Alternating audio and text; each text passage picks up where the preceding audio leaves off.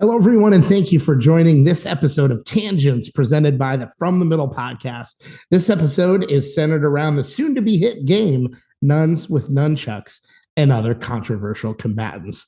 Today, we have Jordan returning to From the Middle podcast. Thanks for coming back, buddy. Hey, thanks for having me. Hey. We are so excited Jordan's back. If you didn't listen, go check out episode 181. You can learn a whole lot more about him. He's the founder and CEO of Rookie Mage Games, and he's back today to talk about Nuns with Nunchucks. I'm very excited right away. The name just grabs you, and we just watched the trailer, whatever the Kickstarter video trailer thing, which is the game title in all its glory. I'm so excited to have you back. Tell me about it. So Nuns with Nunchucks, it's a game that I've been working on for probably 2 years. It's one that was really kind of inspired by old fighting video games like Street Fighter, Mortal Kombat, Tekken. I always liked the combos part of it. I always sucked at that part, but I knew that's how you win is doing combos. So I wanted to try to find a way to implement that into a game. So I started making this fighting game, and at the same time anytime I had these crazy ideas, I put them into this spreadsheet in my phone. So I had all these characters that I had no clue what I was going to do with, but I wrote them in there of someday if I don't have inspiration or I need an idea, I can go back to this thing and find these characters or names or something for inspiration. So as I got to a point where I'm okay, I have to come up with a name, I got to come up with a theme. I went in there and Nuns with Nunchucks was there. I don't remember where I even got it from. It just was in the spreadsheet. I never recall putting it in there. But I saw that and I'm okay, I can do a whole game themed around Nuns with Nunchucks. There's no way I can't. So it's been a long time coming. This is probably the longest game that I've ever worked on. And it's one that, had so much more effort into it because there's so much more art to it. There's so much since I was going back to Kickstarter, I got to do so much more promotion and marketing. Is really the biggest thing that the company's ever done is getting to this point. So I'm excited. I'm losing what's left of my hair, but that's okay. But we're really excited for Tuesday, or if you're watching this, now. So we're excited. We're pumped. Yeah. Well, we're the right podcast for hair loss.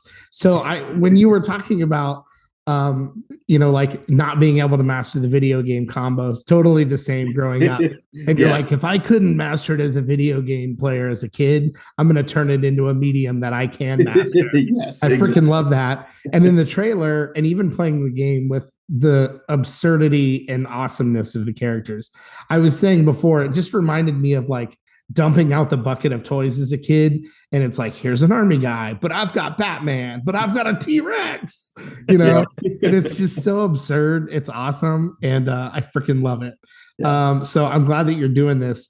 So you don't remember where Nuns and Nunchucks came from. You brought this whole game from his childhood, but you had to take this idea of combos and these weird characters. How did you keep getting inspiration for the characters? Because they are pretty absurd. I don't want to give away the fun, but they're pretty absurd. Yeah, a lot of stuff comes from TV, video games, just when I see something and then my brain just takes it to the next level of absurdity. And then I'm that's kind of funny. I better write that down in case it comes up later. Abraham Lincoln's evil twin brother. No clue where that came from. I probably saw something with Abraham Lincoln. I'm he probably has an evil twin brother, with the mustache from the old Star Treks, where all their evil versions had the mustaches. So a lot of the stuff they're just random things that I've passed in life that I wrote down and added an extra layer of absurdity to. It seems like this game is there are games, and when we think of card games, we often don't traditionally think of fun and funny card games, and even a lot of board games. There's Monopoly, for example. It's a great game, but it's not necessarily a let's all laugh. This one seems to me that the whole point behind it is not only to enjoy it, but to get a kick out of it every time you play it, right? Yeah, like I wanted something that had literal character of and my I mean I gave it characters, but like I don't know of anything else like this that has characters like this. If there is, I apologize, I should reference them, but you know, most of the time but games have characters and they like reoccur a lot. This like I've got 50 different ones. Like there's 50 different characters and items ranging from cyborg clowns to Captain America's jockstrap. Whatever things that were hilarious. I'm like, I'm going to pack as much into this as I can get away with. I would say that your other games have a really unique feel too. Like all the stuff that we talked about in episode 181 and that I've seen of your games and samples and stuff, all of it feels really unique and uniquely Jordan, which I love, especially when so many games out there just feel like oh, they just took this and slapped this IP on it, or oh, they just slightly modified the rules of this game and now you've got this game. Like I freaking love, I think we said this in 181. We had this sort of Columbus, Ohio connection, which caught our attention in the email. But I don't think that we would have been interested if just like the games just seemed like every other game. But your stuff is so unique and original and fun. I just think that's why it's so exciting to get a chat again, because I'm just excited to see what you're up to. Yeah. And that's why I said this is already going to be a hit game. I have no doubt. People are going to freaking love it. So it's so cool. Yeah, it's like the stuff I make, it's 90% me in it. It doesn't go through the corporate approval process of this thing didn't test well with this one audience, and so you end up with a game that's the like lowest common denominator of fun. That's not the kind of stuff I make. I want to go for, if I can get away with being crazier, I'm going to rank it up to 12 because it's more fun to me. Like if I don't make stuff that I'm not going to enjoy, and there's been games that I made that I'm like, this works, but I'm not having fun, so screw this and throw it in the trash and start on something else. Like if I'm not enjoying it, if it doesn't have something that's like a part of me in it, I don't do it. Not worth it. There's one thing about what you do, and in this game, it seems like in particular, is we talked about it before, where playing games like this makes people use their imaginations, but it gives them that prompt. Like I believe that everybody has a spark of creativity inside of them. Yeah. And so many people don't think that it's there. Yeah. And I feel like all they need are creators like you to just like give them a big what if in their mind. And in your case, they tend to be hilarious what ifs. And then they find themselves in their head imagining like this cartoon world that they've put together in their head, albeit prompted by someone else.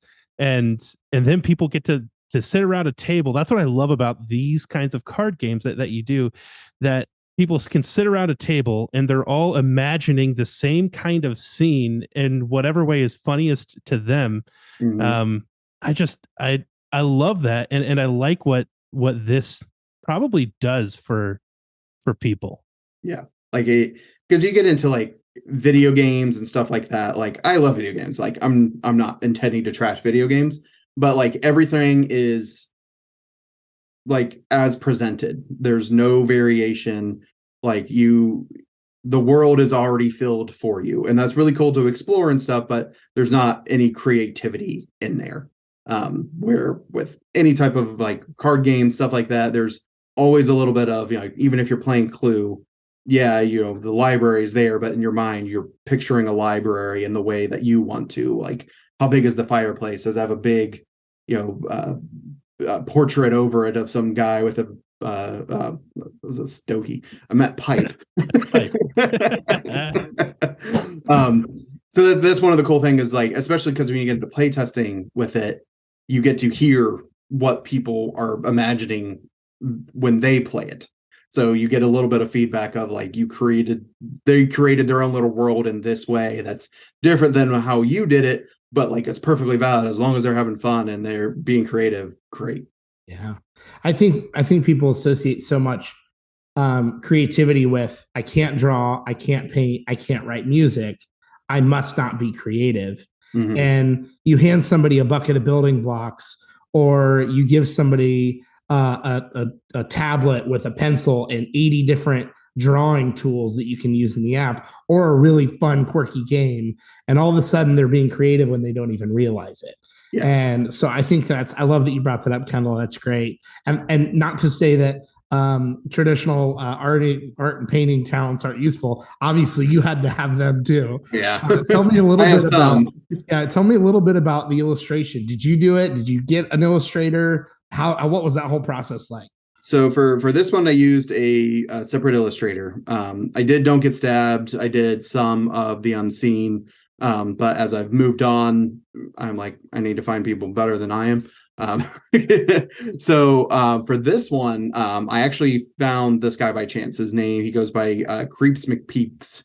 And we went to the Dank House Brewery in Newark. And I was working on the game, and I had like ideas of like what I was visioning in my head. And I knew I couldn't come up with that type of art. I needed to find somebody. So we go in, and there's all this artwork up on the wall in this brewery. And I'm just looking at it, I'm like, this is exactly how I would picture these characters in my head. This guy's style just matches exactly what I want. So I went and I annoyed the bartender till she gave me his email address and then sent him an email like, hey, I make games. I'm working on one. I saw your art. Can we chat? And he came over. We talked for a little bit. He immediately got what I was trying to do. One of the things I always have a problem with is taking what's in my head and making it come out of my mouth in ways that other people understand, and they don't like think that I'm insane and or in danger. So he got it right away. So we were like, we did some like trial art of like, let's try a couple characters, see how they turn out. He nailed it out of the park. Like, there were some minor edits here and there, and that was mainly because I didn't describe it well enough. So then I was like, all right, well, like, I'm in if you're in. So I gave him the giant spreadsheet of all the characters. And I'm like, I need 50 of these, get to work. And he got them done in a couple weeks. We went back and forth on a couple ones, but like a lot of them are just originally as he presented them, of like the goat with a gold medal, like to a T is exactly what I had in my head. And somehow it's like he just pulled it out and put it on paper. So he's been great to work with. I've got some other projects that we're talking about doing in the future. So been a great partnership so far. And also, if anyone else is looking for an artist, you should hire him. He's fantastic. That's awesome. So Kickstarter, you're back to Kickstarter. Mm-hmm. This isn't the first time that you've done Kickstarter. Yep. You did it with Don't Get Stabbed, right? Yep. So we're back to Kickstarter. Everyone's a lot of people have explored that before. A lot of people still haven't, might see a link, might hop to this. So what is Kickstarter? Like the TLDR, explain like on 5, whatever version. Yeah. And then from your point of view now, having done this before, what goes into launching a Kickstarter campaign? Because that's, I'm sure, tons of effort. Yes. Yeah. That's why my hair is going back. So Kickstarter, for anyone that doesn't know, it's called crowdfunding. So it's a crowdfunding website where people go and they make a pledge to get something made, whether it's a book, a flying helicopter drone, card game, video game, any type of kind of like creative or product type thing. You can go there, you make a pledge, and then as long as it meets its goal of how much money they need to raise to make it, then whoever did the campaign then gets it produced and then sends out rewards to the people that paid up front. So it's kind of like a pre-order system. Some companies basically just use it as a pre-order system now.